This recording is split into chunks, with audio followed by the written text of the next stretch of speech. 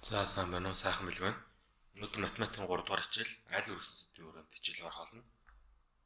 Хамгийн ихний сэдв шууд ба уруу пропорционал хамаарал. За, эрэг тэнцүү k гэсэн функцийн хувьд энэ функцийг шууд пропорционал хамааралтай функц гэдэг ба одоо энэ функцийн график нь ийм хэлбэртэй байдаг, ийм дүрстэй байдаг. Дараачих нь эрэг тэнцүү k бах x гэсэн функцийн хувьд x тэгтэд тэнцэхгүй энэ функцийг уруу пропорционал хамааралтай функц гэж нэрлэдэг. Тэгээд график нь юм байдаг.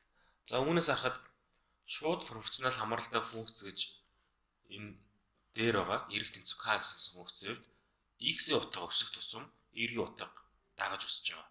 Ийм болохоор шууд пропорционал хамааралт болчихж байгаа. Харин хоёрдугаар функцийн хувьд эрэг тэнцүү k бах x гэсэн функцийн хувьд x нь өсөх тусам x-ийн утга өсөх тусам y-ийн утга багасж байгаа. Ийм болохоор уруу пропорционал хамааралтай функц гэж нэрлэж байгаа. За, үүн дээр функцийн график ярьсанд бол та нэг зүйл яриа. Функцийн мөч гэж байдаг. Мөчлөг аль мөчт хамаарах вэ гэдэг асуулт ээж дээр хөвчлөө орж ирдэг. Тэгэхээр энэ функцийн x гэсэн хоёр тэнхлэгээс бүрдэж байгаа энэ тэнхлэгийг хувьд дөрвөн мөчт хуваадаг. Эхний мөч нь баруун дээд хэсэгт орших. Одоо y-ийн утга дандаа тгээс их, x-ийн утга тгээс их үед буюу энэ хэсэгт оршиж байгаа бүх хэсэг нь нэгдүгээр мөч гэж ордог. За дараагийн хоёрдугаар мөч зүүн дээд хэсэгт орших буюу энэ хэсэгт орших графикийг хоёрдугаар мөчт оршиж байгаа график гэж нэрлэдэг. Харин зүүн доод хэсэгт орших зүүн доод оршиж байгаа графикийг 3 дугаар мөчт хамаарах гэж нэрлэнэ. Хамгийн доор буюу баруун доод хэсэгт оршиж байгаасыг 4 дугаар мөч гэж нэрлэдэг. За тэгэхээр үүнээс цааш хэдүүлээ функцийн график ярьж байгаа үед 1 2 3 4 дугаар мөч гэж ярих болно. Тэгээд аль мөчт хамаарах өөрсдөө асуудалгүй болж чадах боломжтой гэсэн. За тэгэхээр энийг нүдлээд аваарай. Дараагийн сэдв зэргийн үйлдэл. За зэргийн үйлдэл гэхээр одоо үржих үйлдэлийн үргэлжлэл дараагийн сэдв гэж ойлгож байна. Үржих бах үйлдэл. Тэгэхээр шууд одоо ийм томьёо осоор ингэж үйлдэл хийх ёстой гэдэг зүйлийг та бүхэндээ яриад өгчээ. Томьёог нь тайлбарлаад өгчээ. Үүний дараа жишээ бодлого төр хэрхэн бодох уу? Жишээ бодлого төр хэрхэн гарах уу гэдэг зүйлийг харуулах болно. За тэгэхээр эхний томьёо А-гийн n зэрэг гэдэг тоог үрждэг. А-гийн m зэрэг гэдэг тоо тэнцүү А-гийн n дээр нэмэх m гэдэг зэрэг ийм тоо болж байна. За тэгэхээр яаж байгаа? Хоёр ижлэн тооны зэргүүдийг хоёр ижлэн тоог үржүүлэхэд нэг тоо олгоод зэргийг нэвчиж болно гэсэн. За дараагийн томьёо А-гийн n зэрэг гэдэг тоог хуваадах нь А-гийн m зэрэг гэдэг тоо тэнцүү А-гийн n-с n гэдэг зэрэг. Тэгэхээр хувааж ивэл зэргүүд нь хоорондоо хасагдана. За үүнд хаалтан дотор байгаа тоог хаалтын гадаа зэрэгтэй байвал шууд тусад нь зэрэг олгоод хаалтаа задлагдчих болно. За дараагийн томьёо хаалтны дотор зэрэгтэй гадна зэрэгтэй бол ингэж үржүүлж ивэл ийм байвал шууд зэргүүдийн хооронд нь үржүүлж болно. Яг тэгвэл зэргийг олон удаа давтагдсан байгаа учраас үржүүлж байгаа. За үүн дээр хамгийн сүүлийн томьёо энэ томьёог бодоход гаднаа зэрэгтэй хаалтан дотор зэрэгтэй учраас үржүүлж байгаа. Энэ дээр болохоор хоёр тоог тусад нь үржүүлж байгаа. Энэ дээр ялгааг нь анхаарад та бүхэн хоорондоо холцоолоо андууруу гэж хэлмээр байна. Хүүхдүүд энэ дээр хөвчлийг алддаг, хоорондоо эргэлздэг. Тэгэхээр энэ дээр ийм байвал ийм байна. Энэ дээр ийм байвал ийм байна гэдгээс хараад авчих. За дараагийн томьёо хамгийн сүүлийн томьёоны үргэлжлэл хувааж ивэл хаалтнаас гаргаад шууд тусдан зэрэг болгож болно. За энэ болохоор А-гийн n зэргийн хуваадаг нь m зэрэг. Тэгэхээр хуваадаг нь m зэрэг гэдэг нь өөрөө хуурахаар m язгуур дээр оруулаад А-гийн n зэрэг гэд бичиж болно. Тэгэхээр хуваах зэрэг байвал тэрийг шууд язгуур дор гэд язгуур дээр хуваах тоогоо бичвэл гараад ирж болно. За энийг та бүхэн сайн мэднэ. Ямар ч тооны тэг зэрэг нэгтэй тэнцүү. За үүн дээр хасах зэрэг байвал нэгийг хуваах А-ийн n гэд бичиж бол. Тэгэхээр хасах тэмдэг нь бусдаад нэгийг хуваах хэлбэрт буцаага хэлбэрт орчиж байгааз. За үүн дээр та бүхэн энэ томьёог бас сайн мэдлээд аваарай, их хэрэг болно. За дараачих нь саяны томьёог өргөтгöd үзвэл А хуваах B гэдэг тооны n зэрэг тэнцүү B хуваах А-гийн хасах n зэрэг. Тэгэхээр энэ бол саяны энэ томьёоны өргөтгөл болж байгаа чинь. Хүртүр барин байрыг солиод хасах зэрэг гараад ирж байгаа. За сая зэргийн үйлдэл гэж үзсэн. Одоо язгуурын үйлдэл гэж үзье. Ямар ялгаа байгаа вэ гэхээр язгуурын тэмдэг л орж ирж байгаа. Бусдаар бол яг зэргийн үйлдэлтэй адилхан дүрм ашиглаж үйлдэл хийдэг. За тодорхойлтно. А-гийн n зэрэг гэдэг тоо тэнцүү B-тэй. B бол А тоог B-гийн n зэргийн язгуур буюу арифметик язгуур гэж нэрлээд А-г болохдоо илгүү томьёогоор бол. За тэгэхээр энийг бол та бүхэн сайн мэдж байгаа зэргийн үйлдэл дээр А-гийн n зэрэг гэсэн. А-г болохдоо ингэж олдог байна. Язгуур үйлдэл дээр одоо n зэргийн язгуурын шийдэ олж ийнэ гэсэн. Тэгэхээр дахиад юм ярих юм байхгүй бүх үйлдэл хийхэд ашигладаг томьёо дүрм гэдэг зүйлийг тайлбарлаад явчих. Энэ дээр бол энэ язгуур дотор А Б гэсэн тоо байвал хоёр язгуурын тусны гасаалгаад тус усны язгуур гэж бичиж болно. Тэгээ үржүүлнэ. За энэ гаднаа ийм x зэрэгтэй байвал энэ зэргийг язгуур дотор шууд үржихээр оруулж болно. 3 дугаар томьёо. Хэрвээ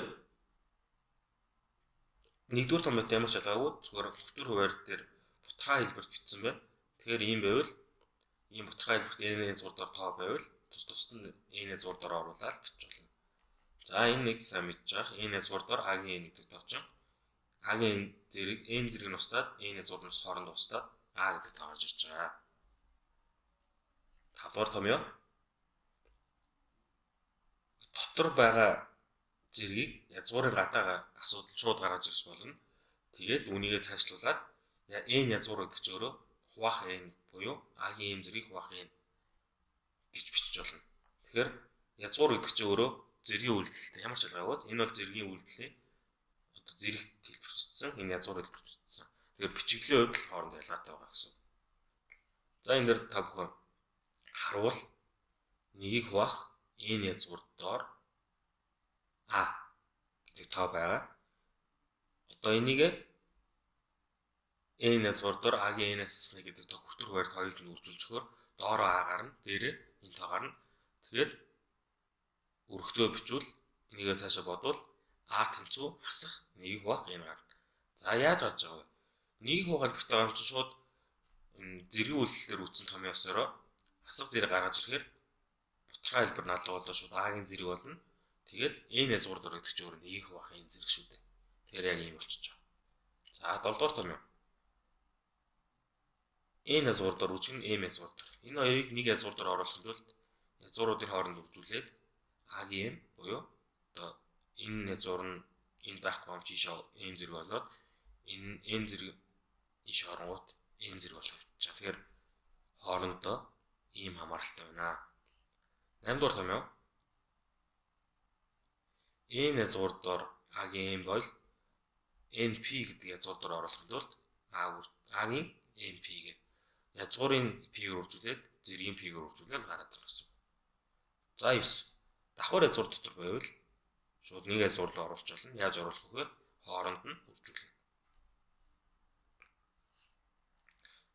Энэ хооронд нь үржүүлэх гэсэн юу үржүүлж байгаа вэ гэхээр язгуурын хооронд тоогоо үржүүлж байгаа гэсэн үг шүү дээ, тийм. За хамгийн сүүлийн томьёо. Хэрвээ n язгуур дор А хуваах нь n язгуур дор B байвал энэ нь n язгуурд нэг язгуур руу шууд оруулж болно. Тэгээд язгуураа m-ээр үржүүлж өгсөн чинь тус нь m зэрэгүүдийг бас өгөх ёстой гэх ингэж гарч ирж байна. За тэгэхээр зэргийн үйлдэл үзлээ, язгуурын үйлдэл үзлээ. Тэгэхээр хоёул хэдүүлээ хэд хэдэн бодлого, жишээ бодлогод үзүүлээ. Тэгээд та бүхэн эдгээр томьёонуудыг, эдгээр дүрмийг цээжлээд одоо цаашдаа айлгуурын бодлого бодох болгондоо эдгээр зүйлсийг мөрдөж явах шаардлагатай тэгжиж бид нар бодлогоо зөв бодож чадна, асуудлыг бодож чадна гэсэн. Одоо өршөлтгөн бодлогын задлах гэдэг сэдв үзье. 7 дугаар ангид 8 дугаар ангид яг үздэг баха. 7 томьёог үздэг. Тэр 7 томьёог ашиглаад бид нар ямарваа нэгэн функц, тэгштгэл, тэнцвэр бишийг хариуг нь хэлбэрхэн байдлаар олж болдог. Тэгэхээр энэ 7 томьёог бид нар бүгдээрээ цээжлэх шаардлагатай. Цээжлэхгүй бол ер нь ээжтэр миний яг ажилласнаар бол ээшийн нэг 20% бодлогыг бол энэ 7 томьёог ямар нэг аргаар ашиглаж иж бодох шаардлагатай болгоод идэг. Тэгэхээр эдрийг цээжилж бид нар өөрсдөө ямар ч асуудалгүй болох шаардлагатай. Тэгээд та бүхэндээ хэрхэн бодох талаар жишээ бодлогод өгнө. Тэгээд бодлогын бодолтуудыг та бүхэнд бас өгөх болно. Тэгэхээр одоо энэ хүү бичлэгний доор байгаа линкээр ороод бодлогонуудаа бодож үзээд бүх бодолтуудыг хараад бид нар одоо өршөлтгөн болгон задлах дээр яаж бодох уу гэдгийг амархан сурч болно. За дараагийн сэдв логарифм.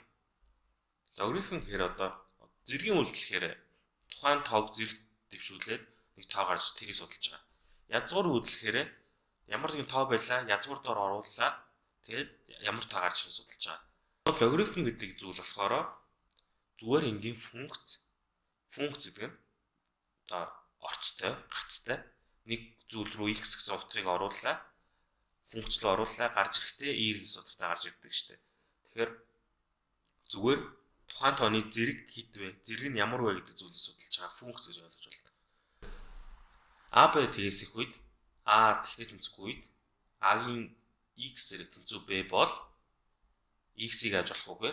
Логарифм а суртай b тэнцүү x гэж холдог байна.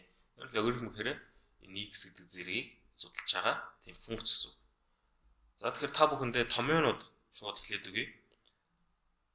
Тэгээд энэхүү томьёонуудыг ашиглаад бид нэр цаашдаа логарифм, тэгштгэл, тэнцвэр гэж бүгдийг бодож сурах ёстой гэсэн үг. Тэгэхээр эдгээр томьёодыг мөн адилхан нүдлээд цээжлээд аваарай. За үүн дээр логарифм 10 суурьтай. Энийг болохоор суур гэж байгаа. Энийг логарифм дотор байгаа тоо гэж байгаа. Тэгээ за энэ дээр шав. Логарифм а суурьтай b тэнцүү x гэж бас а нь болохоор логарифм суур болж өгнө. b нь логарифм дотор байгаа тоо болж болно. X нь логарифм утга болж байгаа. Тэгэхээр үүнээс цааш суур гэхээр энд байгаа тоо, энд байгаа тоо. Логарифм дотор байгаа тоо энэ утга гэхээр энэ гарч байгаа шүү. Энийг самхан одоо бити энэ нэршлэлээр андуураарай гэж хэлье. За логарифм 10 суурьтай а тэнцүү LGA. Тэгэхээр дандаа логарифм 10 суурийг байнга ашигладаг. Шинжлэх ухаан. Тэгээд дандаа логарифм 10 суур гэж бичээд тахт хүүхдээ санагдаад зүгээр нэршлийн бичиглэлийн жоохон өөрчлөлтсөн гэж ойлгож байна. Логарифм 10 суурьтай а тэнцүү LGA гэж тэмдэглэсэн. Зүгээр тэмдэглэл нь яг цаад утга нь бол 10 суурь байгаа гэсэн. Логарифм e суурьтай а тэнцүү ln a. Мөн адилхан e гэдэг тоо бид нар сайн мэдж байгаа. L-ийн тоо буюу e тоо гэж утга нь хэдүүлээ 272. За тийм болохоор тэр тооны хувьд ийм суурьтай байвал нэршил нь ln a гэж бас олж олно. Бичдэг. Тэгээд цаашдаа болгон дээр ln гэвэл энэ бол цаад утга нь логарифм e суурь аа юм шүү гэдгийг сайн ойлгоод авах хэрэгтэй. За үүн дээр яриа. А-гийн хэдэн зэрэг дэвшүүлээ b гарах вэ гэсэн тэгштэл авахгүй нь улаанаар тэмдэглэсэн. За дараа. Тийм бол А-гийн хэдэн зэрэг b вэ гэдэг зүйл яваад байгаа. Тэгэхээр зэргийг бид нар судалж байгаа зүйлийг логарифм гэж дахин хэлье. Дахин зэргийг судалж байгаа логарифм. Логарифм бол зэргийг судалж байгаа функц. За тэгэхээр энэ бол А-гийн хэдэн зэрэг дэвшүүлээд b гарах вэ гэдэг зүйл яваад байгаа. За эхний томьёо. Логарифм а суурьтай 1.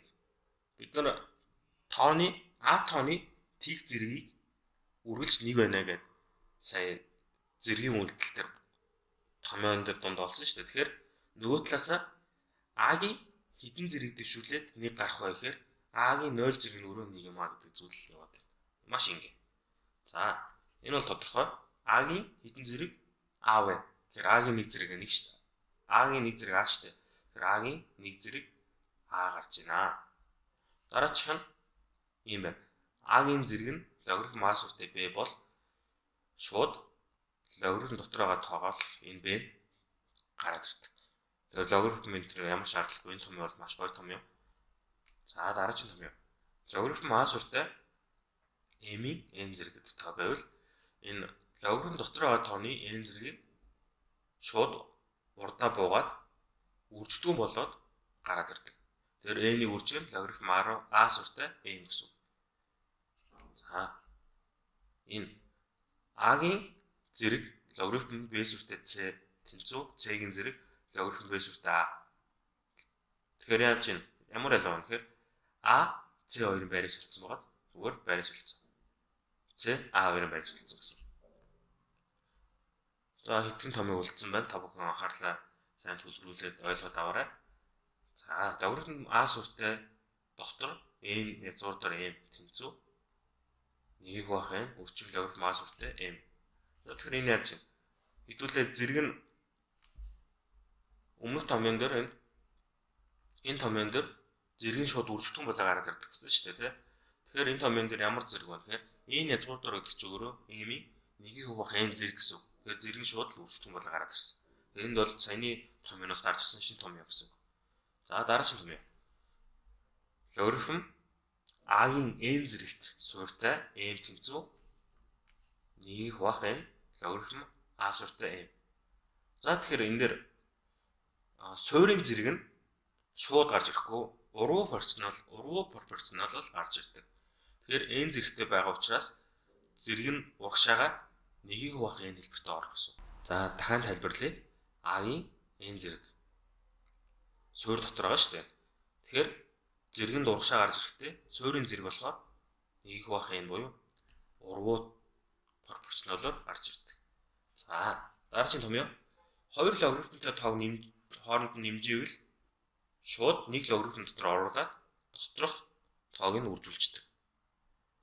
За ийм байна. Дараагийн томьёо хасчихвэл хоёр логарифмын хооронд хасчихвэл хамгийн гол нь суурь нь ижилхэн байгаа шүү дээ. Тэрийг санаж байгаа. Логарифм А суурьтай хооронд ижилхэн байгаа учраас логарифм А суурь дотор m-ийг баах n гэдээ бичиж болно.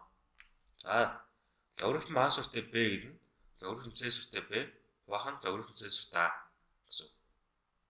Тэгэхээр ийм логарифм байвал хаанаас дахин нэг суурь гаргаж ирээд c суурь шинээр гарч ирээд ингээд логарифм c суурьтай b-г баах нь логарифм c суурьтай a гэдээ болчих болно. За ийм амархан хэдхэн томьёо байна. Эдгээр бүх томыг ашиглаад бид нар одоо цаашдаа логарифмтэй бүх бодлогыг бодож чадна гэсэн. Тэгэхээр маш энгийн байгаас одоо хэдүүлээ хэд хэдэн жишээ бодлого бодож үзье.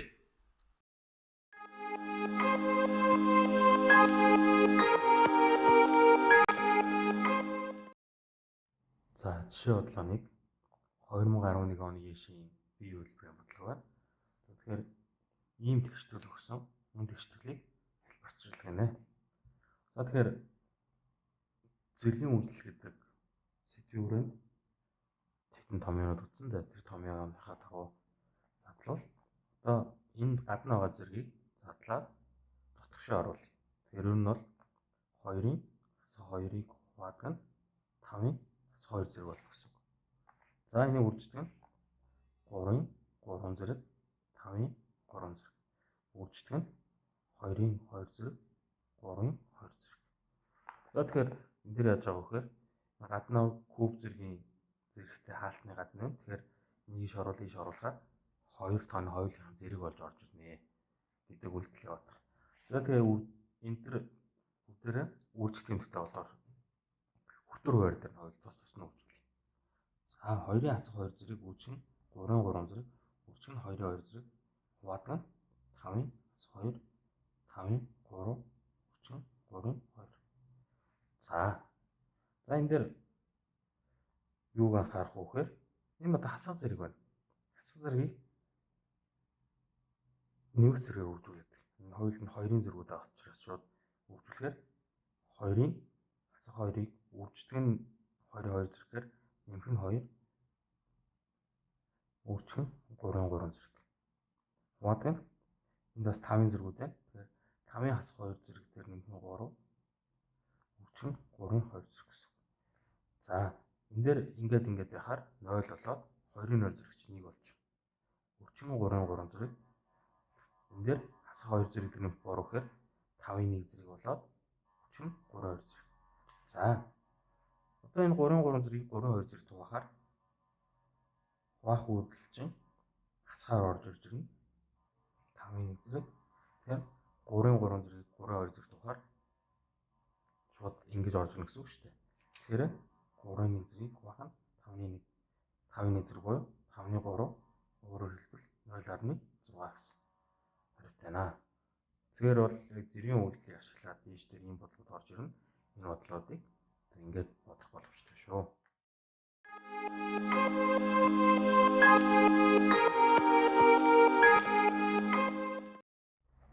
За дараагийн жишээ энэхүү тэгшгэлийг хэлбэрчил гинэ. За тэгэхээр сая зэргийн үйлдэлээс сэдвийн өрөөнд үзэхээр тоо болгоныг задлаа. 3-6 зэргийн 9 гэдэг чи өөрөө 3-ын квадраттай. Тэгэхээр 9-ийг 3-ын квадрат гэдэг тоотой тэнцүү учраас хооронд нь орлуулад бичвэл ийм болно. 5-ын 4. Хувадаг нь 9 чи өөрөө 3-ын квадрат гэж хэлсэн. Үрчин 5-ын 3 зэрэг. За энэ дээр 5-ны 1-ний хасах 1 зэрэг гинэ. Тэгэхээр эн чинь хасах зэрэг чинь хөтөр барийн байрыг солидог гэсэн тийм. Тэгэхээр ямар үйлдэл явуулдаг вэ гэхээр 5-ны 1-ийн хасах 1 чи өөрөө 5-тай тэнцүү гэсэн. 5-ын 1 зэрэгтэй тэнцүү гэсэн. Тэгэхээр энийг ашиглахаар энэ шууд 5-ын 1 болно. За одоо энэ тэгшгэлээ хэлбэрчлвэл эн чинь хаалтны гадаа зэрэгтэй болчроо шууд үржиж орж ирэх буюу 2-ын хасах 2 зэрэг гэхээр үржүүлэхээр хасах 4 зэрэг. Үржих нь 5-ын 4. За хувадаг нь 3-ын 2. Энэ хоёрыг үржүүлжөхөөр 5-ын 3 зэрэг дээр нэмэх нь 1 болох буюу 5-ын 4 зэрэг. Тэгэхээр за энэ хоёрыг хураа. Яаж хурах вэ? 3-ын 6 зэрэгээс хасах 4, үржих нь 5-ын 4 зэрэг, 3-ын 2 зэрэг, үржих нь 5-ын 4 зэрэг. За дээр хөтөр байрын дээр нь 5-ын 4 зэрэг, доор нь 5-ын 4 зэрэг учраас хооронд нь хураагаад нэгүүлсэн.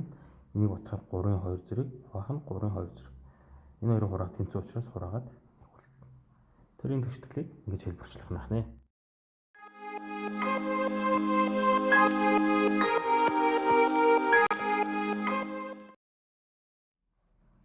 Дараагийн жишээ энэ тэгшгэлийг хэлбэрчилж бодгонё.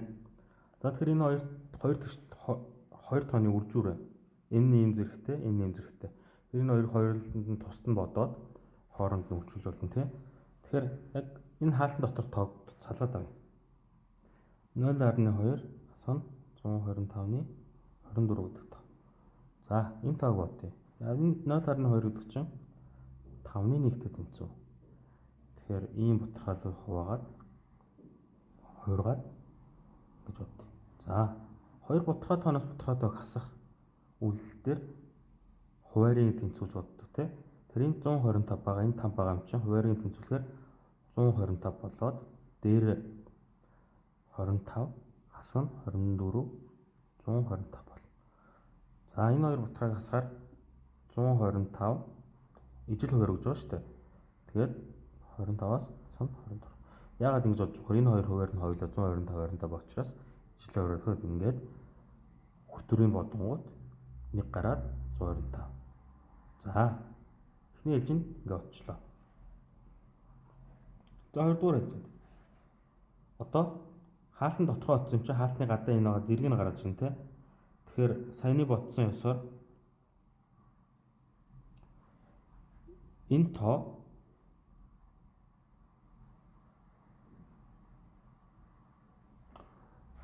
энтэй тэнцүү мөн үү? Яагаад гэвэл энэ нь энтэй тэнцүү юм чинь гаднах зэрэг тэнцүү юм чинь энэ хоёр тэгштэл хоорондоо тэнцүү болчлоо гэж. За дотроос янзлаа. Энэ чинь 5-ын 3 зэрэг гэсэн. 125 чинь 5-ын 3 зэрэг. Энийг 3-ны 1 зэрэгтэй. Энийг янзлж бичвэл энийг хуваах 5-ын 3 зэргийг үржих нь 3-ны 1 зэрэг. За яагаад ингэж байгаа вэ? Яагаад гэвэл хаалтны гадаа зэрэг байгаа. Хаалтны гадаа зэрэг байгаа юм чи тэрийг шууд үржүүлж өгнө. Тэгэхээр хүртүр хуваард нь хоёулаа үржүүлнэ те. Тэгэхээр 1 гэдэг тооны ямар ч зэрэг өөрөө 1 гэдэг учраас энийг 1-ийн хэвэнд нь тавина. Дараа нь энэ тоог 3-ын 1 үржүүлэхээр зэргээр нь үржүүлэхээр зэргийг нь 3-ын 1 үржүүлнэ. Тэгэхээр 3-ыг 3-ын 1 үржүүлэхээр 1 буюу 1 бах 5 гарч ирж байна. За хэдүүлээ 5-ын 1 гэдэг чи одоо энэний хариу гэсэн үг те. Тэгэхээр одоо энийг бодох хэрэгтэй байна. За энийг одоо бодъё. 2-ыг хуваах 4 язгуурдоор 4-ийн 8 зэрэг. За 4 гэдэг чинь өөрөө 2-ын 2 квадраттай тэнцүү те. Тэгэхээр 2-ын квадрат гэж янзлаа. За 8. За одоо гадна байгаа энэ зэрэгээ эхлээд энийг янзлж. Үлдээгээд 2-ыг хуваах 2-ын 2 зэргийг хуваах нь 4 гэсэн. За энэ дээр яагаад ингэж бодсон бэ? Тэгэхээр 4 язгуурдороо гэдэг чинь өөрөө 4-ний 3 4-ний тэдэн зэрэг гэсэн. Тэгэхээр 4 язгуурдор квадрат байгаа учраас 2-ыг хуваах 4 гэж бодож байгаа. Тэгэхээр энэ язгуурыг алга болгоод энэ тог гаргаад ирсэн гэсэн бутраа тоогоор. За тэгэхээр 2-ыг хуваах нь 2-ыг 1 2 8. За юм байна. За 2-ын 1 энэ чинь 2 гэдэг чинь 2-ын 1 зэрэг гэсэн. 2-ын 1 зэргийг 2-ын 1 зэрэг хувааж өгөхөөр 2-ын 1 гарнаа. Энэний 8 зэрэг гэхээр 2-ын 1-ийг үржих нь 8 буюу 2-ын 4 зэрэг гарна. За тэгэхээр энэ хоёр тоог үржүүлэх буюу эцсийн хариу нь 1 бах 5-ыг үржих нь 2-ын 4. 2-ын 4 чинь 4-ийг үржих 4 буюу 16-ыг хуваах нь 5. Өөрөөр хэлбэл 3 бүхэл 5-ны 1 буюу 3.2. За эцсийн хариу 3.2 гарч ийн. Тэрийн тэгшлэлийг дэлгэрэнгүй байдлаар ингэж бодох нэ.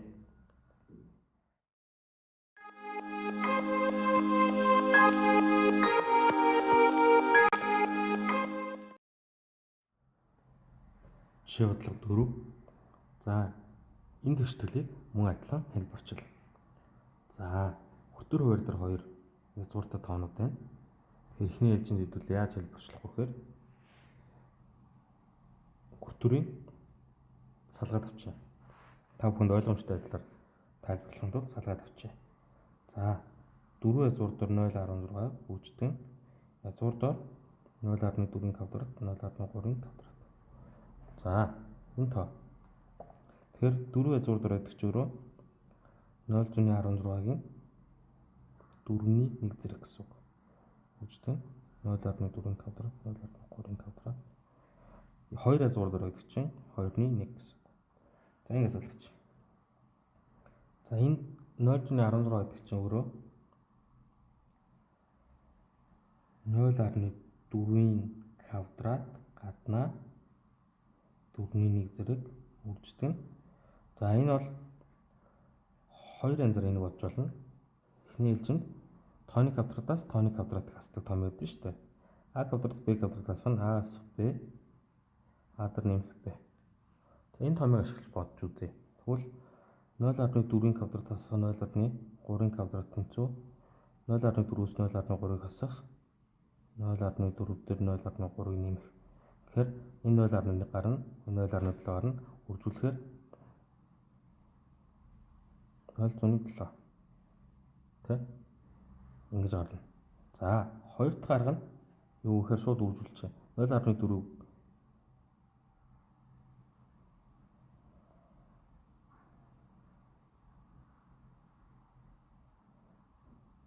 За энийг шууд үржүүлэхээр 0.16 гарна.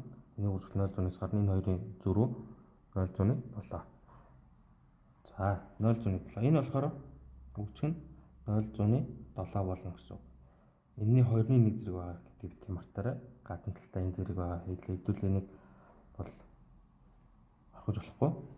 За тэгэхээр энэ 0.4-ийн энэ зэргийг энийг үржүүлэхээр 2-ны 1 үржих нь 0.7-гийн 2-ны 1. За тэгэхээр энэ хоёр зэрэг нь хоёулаа тэнцүү байх үед А, Б гэсэн хоёр тоо хооронд үржүүлж өгдөг те. Үржүүлэхээр 0.28 ийм болно гэсэн. За эхний ээлжинд ийм. За хоёрдугаар дээдлэл нь ийм болсон. Одоо доотлол нь бодъё. 6 доор 5-ны 2 нэмэх нь 0.3. Тэгэхээр 0.3 ч өөрөө 5-ны давжлаараа 10-ны 3 буюу тэгэхээр ижил хуурайхаар 14, 10-ны 3. Тэгэхээр юу болж байгаа вэ гэхээр 7 хуваах 10 буюу 6 доор 0.7. Өөрөөр хэлбэл 0.7-гийн 2.1 зэрэг болж байгаа. За хүртүр хуурай хоёулын тастаад хариу нь гаргасан. Тэгэхээр 0.28-ны 2.1 зэрэг хуваах нь 0.7-гийн 2.1 зэрэг. Хоёр хүртүр хуурай салууч ч юм уу тийм болно. Хоёуланд нь 2.1 зэрэг байгаа учраас хаалтны гадаа 2.1 зэрэг гаргахжуулна. Тэгээд энэ хоёрыг хуваахаар 0.28-ыг хуваах нь 0.7. За тэгэхээр энийг хуваахаар юу гарах вэ? 0.0.4 гарна. 0.4-ийн 2.1 зэрэг гэдэг чинь өөрөө 0.2 гарнаа гэсэн үг. За энийг яаж одоо энэ дээр 0.4-ийн 0.2-ын квадрат 2.1 зэрэгээр яаж олчж байгаа вэ гэхээр дэлгэрэнгүй тайлбарлавал 4-ийг хуваах 100 гэсэн үг. Энэний 2.1 зэрэг гэдэг чинь өөрөө 4-ийн 2.1 зэрэг хуваах нь 100-гийн 2.1 зэрэг. Тэгэхээр 4-ийн 2.1 зэрэг чинь өөрөө 2, 100-ийн 2.1 зэрэг чинь өөрөө 10 буюу 10.2 буюу ийм гарч байна. Тэгэхээр энэ үйл ингэж явж байгаа. Тэгэхээр энэ бодлогын эцсийн хариу 0.2.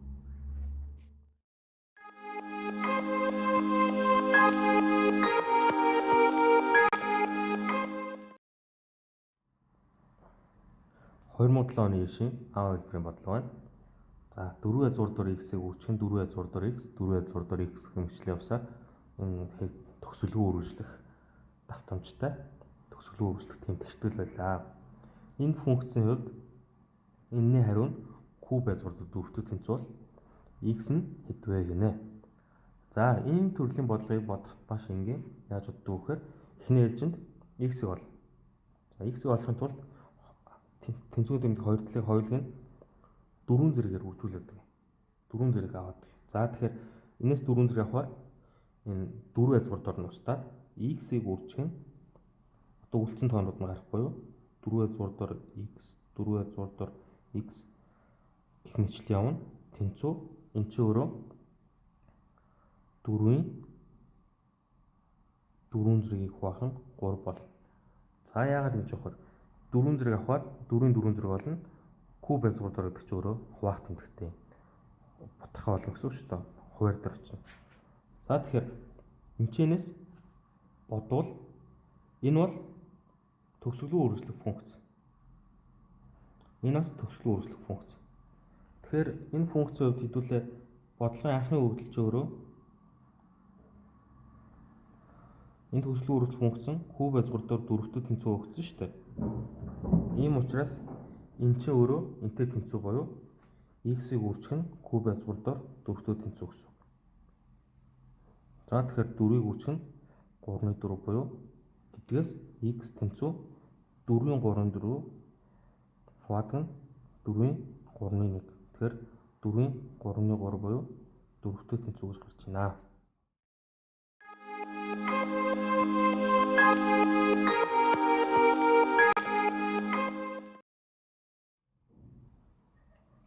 За 2011 оны ишийн А хэлбэрийн бодлого нь энэхүү тэгштэл өгөгдсөн бол А дээр нэмэх Б тэнцүү хэд вэ гэсэн бодлого.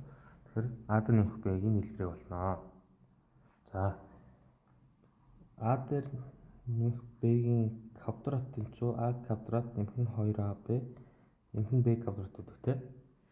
За энэ том явсаар 7 дээр нэмэх 4 язгуур дор 3-ыг шууд энэ томьёо руу яаж шилжүүлэх вэ? Миний хувьд болохоор 4 дээр нэмэх нь 4 язгуур дор 4-ийг үржих нь язгуур дор 3 нэмэх нь 3. Өөрөөр хэлбэл 2-ын квадрат нэмэх нь 2-ыг үржих нь 2 язгуур дор 3 нэмэх нь язгуур дор 3-ын квадрат гэж шууд харж байгаа. 7 дээр нэмэх 4 язгуур дор 3 өөрөөр хэлбэл 2 дээр нэмэх нь язгуурдар 3-ын квадрат жинтэй тэнцвүүгээ харж. За тэгэхээр язгуурдар 7 нэмэх нь 4 язгуурдар 3 ч өөрөө 2 дээр нэмэх язгуурдар 3-ын квадрат ийм байна гэсэн. Тэгэхээр язгуур квадрат 2 нь хоёулаа устдаад 2 дээр нэмэх нь язгуурдар 3 болчихно. За ингэ болчихлоо. Тэгэхээр нөгөө талаасаа язгуурдар А дээр нэмэх нь язгуурдар Б тэнцүү 2 дээр нэмэх язгуурдар 3-ыг өгчлөө. Тэгэхээр одоо 2-ыг язгуурдар албаар оруулъя л та. Энэ хоёроос харахад язгуурдар 4 дээр нэмэх язгуурдар 3 тэнцүү, язгуурдар А дээр нэмэх язгуурдар Б. Ийм учраас шууд А тэнцүү 4, Б тэнцүү 3 гэд хэлж болно. Ийм учраас А дээр нэмэх Б-ийн хэлбэр тэнцүү 7.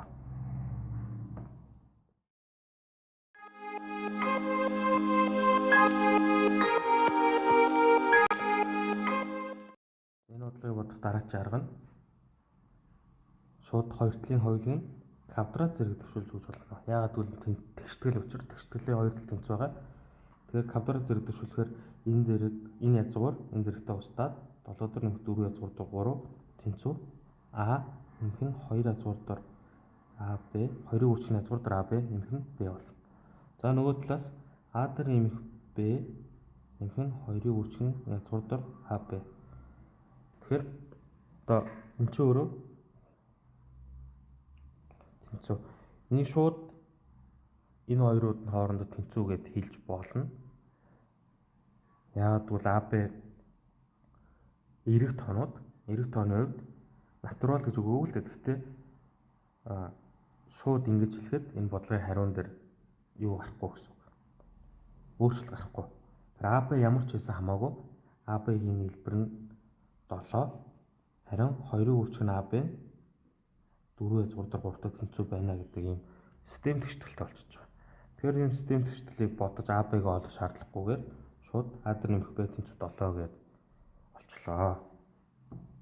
Энийг бол энэ дээр хамгийн анхаарах зүйл нь АБ-ийн хэлбэр 7, 2-ын үржих нь язгуурдар АБ-гийн 4 язгуурдар 3-тай тэнцүү байна гэдэг яэш дээр энэ хэсгийг бодох шаардлагагүй ингэж хариуг нь олж олно. Хэрвээ үнэхээр зөв бодсон буруу бодсонд эргэлжижвэл энэ систем тэгшгэлийг үргэлжлүүлж бодъё. За ийм байна. Тэгэхээр энэ хоёрыг энэ тэгшгэлээс хоёулын квадрат зэрэг төвшүүлвэл 2-ын квадрат 4 болно. 4АБ 16 үржин 3 буюу 48. Тэгэхээр АБ-г үржүүр нь 12, А дээр нэмэх Б нь 7 байна. Энэчнээс А тэнцүү 7-оос Б гэхээр 7-оос Б үржин Б тэнцүү 12 гэдэг. Ерөнхийдөө бүгдийн нийт тэнцүү нэмрийг гаргуул Б квадрат 7Б нэмэх нь 12 тэнцүүтэй. За тэгэхээр энэ чинь Б-гээс 5-ыг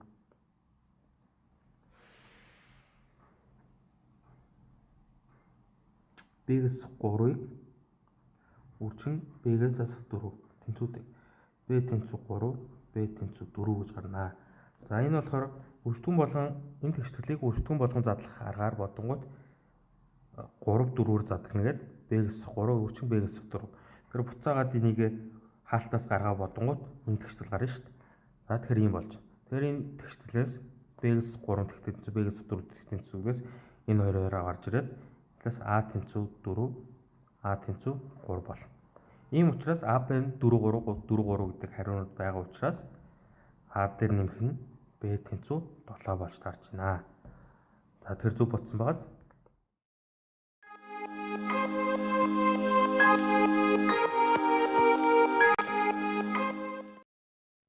За сая логарифм гэдэг сэдв үзсэн.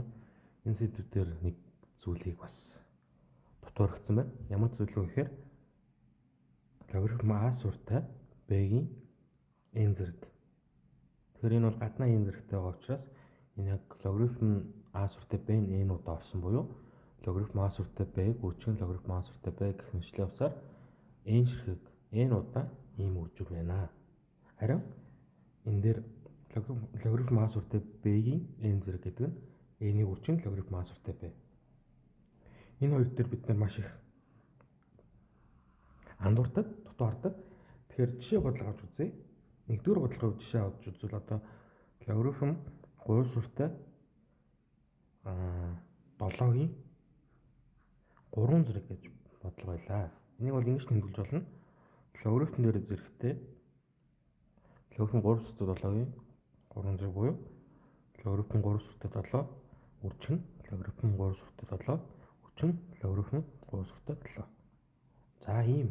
Харин 2 дугаар буюу энэний хувьд жишээ авч үзвэл 3 сүртэй 7-гийн 3 зэрэг гэхэд 3-ыг үржин логарифм 3 сүртэй 7 буюу 3 удаа логарифм 3 сүртэй 7 нь орж байгаа. Өөрөөр хэлбэл логарифм 3 сүртэй 7 дээр нэмэх нь логарифм 3 сүртэй 7 нэмэх нь логарифм 3 сүртэй 7. За энэ болохоор 3 удаа нийлбэр болж байна. Харин энэ дээр гурвуулах нь үржүүр болж байна. Тэгэхээр энэ дээр та бүхэн сайн хараад ялгааг нь сайн нүдлээд аваарай. Алддаг шүү.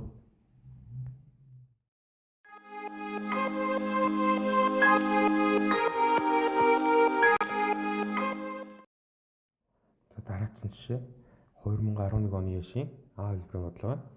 LG 5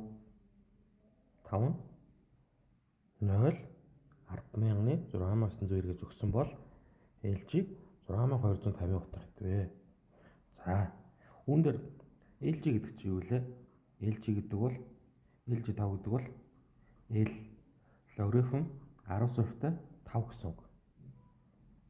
За тэгэхээр үүнээс хэдүүлээ энийг задлж үлдээ. LG 6250-ыг 6250-ыг анхны тоо үржигдхэн хэлбэрт хамгийн түрүүнд задлах хэрэгтэй. За энэ 5 тугаагдаг тоо. 5 тугаа 2250. Дахин 5 тугаагаар 250, 5 тугаалаа 50, 5 тугаалаа 10, 5 тугаалаа 2, 20 тугаалаа 1. Ийм учраас 1 2 3 4 5 ширхэг. 5 ширхэг 5-ын үржүүр буюу 5-ын 5 зэрэг үржих нь 2. Ийм байна. За үүн дээр яах вэ гэхээр LG 5-ын 4 зэрэг үржих нь 5-ыг үржих нь 2 гэж салгачаа. Нэг 5-ын зэргийг салгаж аваад өөрөөр хэлбэл LG-ийн 5-ын 4 зэрэг үржих нь 10 буюу одоо нэг юм том байдаг да хэдүүлээ сая томьёон дээр үзсэн. Логарифм А сүртэй B нэмэх нь логарифм А сүртэй Z тэнцүү логарифм А сүртэй BC-ийг үржүүлж байдаг. Тэгэхээр энэ томьёосоор одоо энэ бол гэхээр задлал LG 5-ын 4 зэрэг нэмэх нь LG 10 болчихлоо. За үүнээс бодоход энэ зэрэг нь ишгээ үржтэн болж орж ирдэг нэг томьёо үзсэн дээ. Тэр томьёосоор LG 4-ийг үржих нь LG 5 нэмэх нь логарифм 10 сүртэй 10. За логарифм 10 сүртэй 10 гэдэг чинь өөрөө нэгтэй энэ LG 5 гэдэг чинь өөдөл ёсоор 0,10,690 нэмэх нь 1. За үүнийг ингээд бодоход 0 6 99-ийг үржих нь 4 буюу 6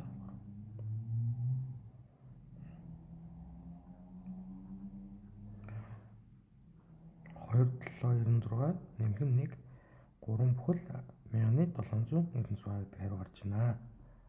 За энэ бодлого бол ийм амархан байна.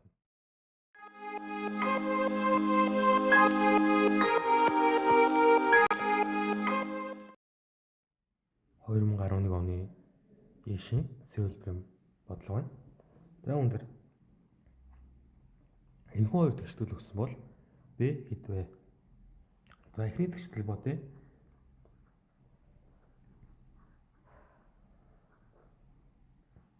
Энэ тэгштэл нь юу вэ гэхээр логарифм 3 сүртэй А үржих бета тэнцүү. За та бүхэн санаж байвал яг өмнөх жишээн дээр энэ томьёог хэдүүл ашиглаж бодлого утсан доо.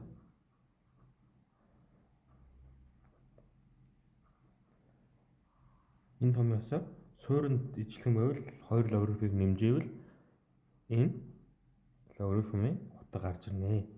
Хооронд шууд үржүүлнэ гэсэн. Тэгэхээр шууд 3 сүртэй 3 сүртэй 3 сүртэй юм чинь А-г үржүүлээд 4-тэй тэнцүү. За үүнээс цаашлуул АБ-ийн үржүүр нь 3-4 зэрэг гэсэн үг. За, өөрөөр хэлбэл 81. За, эхний тэгшгэлээс бол ийм гаргалгаа гарч иж байна. За, хоёр дахь тэгшгэлийг бодж үзье.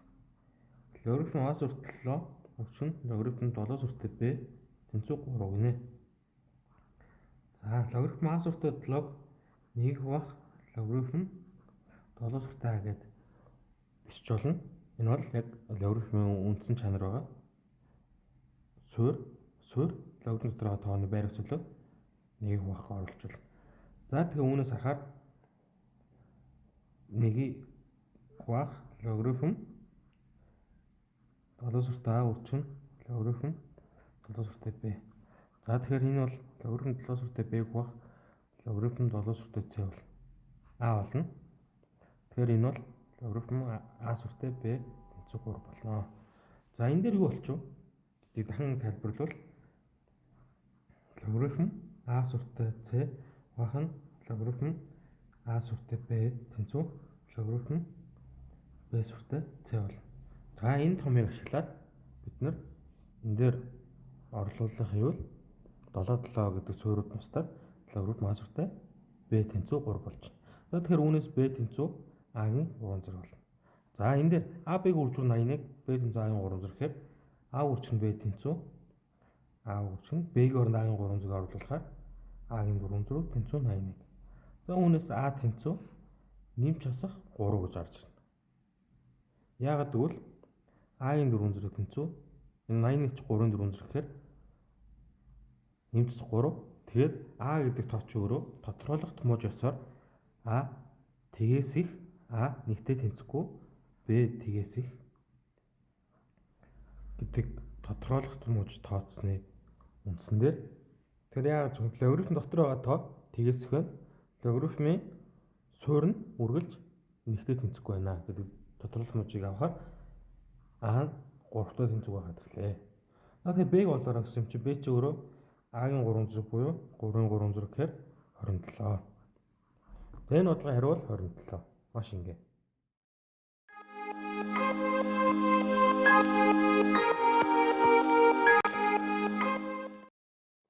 Сүүлийн жишээ 2007 оны яшийн Б үйлдвэрийн бодлогын 6 дээр нэмэх LG5 нэмэх нь язгуур доор LG квадрат 50 хасах нь LG 625. Энэ тэгштгэлийн шийд хэд вэ гинэ? За, хамгийн ихэнд энэ хоёрыг үлдээгээд энэ язгууртай тоог янзлая.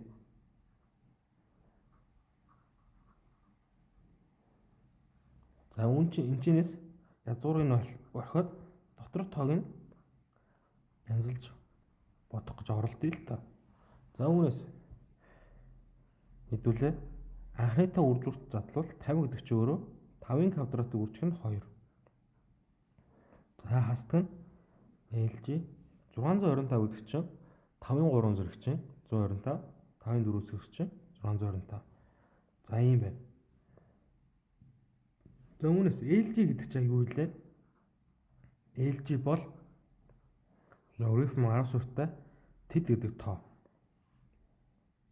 Ийм учраас бид нар яг энэчнээс 10 гэдэг тоог салгаад авах боломжтой гэж бодох ёстой. Одоо яаж салгаж авах вэ гэхээр LG квадрат 5-ыг үржих нь 10 гэд салгаад хасдаг нь энэ зэрэг чинь ийшээ үржүүр болж орж ирнэ. 4 үржих нь LG 5.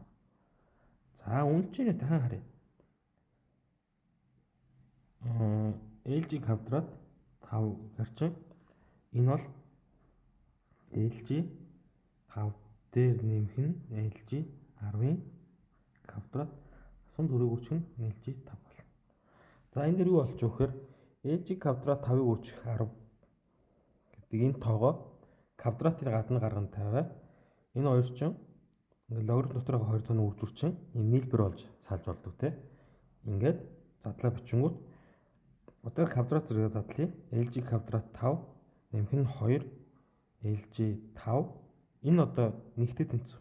Яагаад гэвэл LG 10 гэдэг чинь логарифм 10 сүртэй 10 буюу 1. За, ийм учраас 1-ийн квадрат 1 хасах нь 4-ийн LG 5. 4-ийн үржих нь LG 5. За, энэ хоёр тэнцүү байгаа учраас LG квадрат 5 хасах нь 2 LG 5 нэмэх нь 1 бол. За энэ юу вэ? Энэ бол тооноос тоог хасны квадрат буюу LG 5-аас хасах 1-ийн квадрат болно. Яаж байгаа вэ гэхээр А квадрат хасах нь 2AB нэмэх нь B квадрат тэнцүү А-аас B-ийн квадрат. Ингээд томьёод нь шүү дээ. Энэ бол өргөдөлтөнд болгон задлахын 7 томьёоны нэг нь. За ийм болчлаа. Үүнээс одоо язгуур дотор байгаа тоон энэ нь энтэй тэнцүү гараад ирлээ. Тийм учраас LG квадрат 50 хасах нь LG 625 тэнцүү язгуурдоо LG 5 хасах нь 1 квадрат. Ийм болно. За үүн дээр нэг зүйл анхаарна. Энэ бол язгуур байна. Язгуур дотор квадрат байна. Язгуураас гарахдаа LG 5 хасах нь 1 ийм байна. Модултаа гарна. Яг бол үргэлж язгуураас эрэгтэй гарна. Тэнгүүтээ LG 5-аас 1-ийг хасаад тэр тоон цөрөг байвал модулаар гарна гэсэн үг. Тэр үүнийг анхаарад бодвол LG 5 чинь үргэлж 1-ээс бага тоо гэдэг шууд хэлж болно. Тэр 1-ээс нь LG 5 гээ гараад ирлээ. За үүн дээр бид нар энийг утсаж байгаа. Тэгэхээр эхний тэгшлэлдээ орлуулвал одоо энэнийхээ оронд энэ хариу гарна гэсэн үг л дээ. 1-ээс хасах нь LG 5. Энэ хоёр устдаад 7 гэдэг хариу гарч ирж байна. За тэгэхээр 2007 оны Шимбэ хувилбарын бодлого 7 гэдэг хариу гарч ирж байна. За үүн дээр одоо дээр бид нар ингээд бодлого одоод бодож чадахгүй байлаа. Тэр бодлого бодсон ч хамаагүй зүгээр тухайн он 2007 он байвал ихэвчлэн 2007 эсвэл 7 гэдэг хариунууд гарах боломжтой байдаг. Харин 2017 он байвал тэр бодлогын хариу 2017-той холбоотой тоонууд гарах боломжтой байдаг. 2020 он байвал одоо энэ жил бодлогын хариунууд нь 2020 онтой ойролцоотой гарах боломжтой байдаг. Энээс үүдэлтэй 2020 ч гэдэг тоо юм уу. Тиймэрхүү юмуд гардаг шүү. Хэрвээ бид нар бодлого олж чадахгүй бол таах шаардлагатай бол энэ зүйлийг анхаарч бодлогынхаа зөв хариултыг тааж олох боломжтой. За үүн дээр ихэд энэ 2007 оны бодлого байлаа гэхэд 7 гэдэг хариу гарч байгаа. Тэгэхээр 2020 онд ямар бодлого нь гарч ирэх нь мэддэхгүй. Гэхдээ яг үүндээс харахад жилийн яэш дээр бодлого зохиохдоо тухайн оныхоо энэ одоо тоог нь оролцоо зохиодог болохоор хариунууд нь ийм гарах магадлал маш өндөр байдаг шүү гэдгийг бас хэлмээр байна.